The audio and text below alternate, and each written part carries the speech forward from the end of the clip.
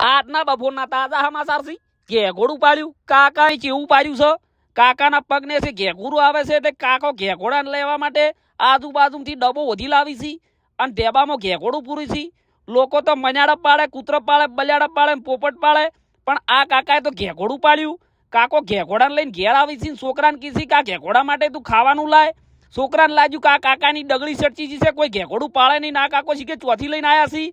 આ બધું પૂરું થયા પછી કાકો ઘેઘોડાને વટાણા ખવડાવે છે. જોવા તમે કેવા વટાણા ખાઈ રહ્યા છે. ઘેઘોડું વટાણા ખાય નહીં. આ બધું પૂરું થયું એટલે કાકો ઘેઘોડાને ઊંઘાડે છે એના જોડે અને વાલી કરાવી છે. આ બધું પૂરું થયા પછી કાકો ઘેઘોડાને લઈને ફરવા જાય છે. કાકાની ડગલી સટચીજી લાગે છે જોવો તમે.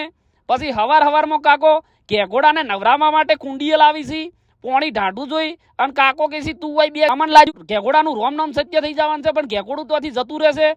અને એવામાં અહીંયાનો છોકરો હાથ પગ ધોવા આવે છે અને કાકો તો આવી જાય છે ને કાકાનું મગજ સડશે છે કે મારું ઘેઘોડું તે ચો નાખ્યું છે, લઈ આલ મને.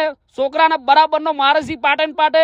અને ઊભા ખેતરમાં કાકો ઘેઘોડું વધી રહ્યા હોય છે, પણ ઘેઘોડું ચોય મળતું નથી. ઘેઘોડું તો કેમ બચી ગયેલું હોય છે.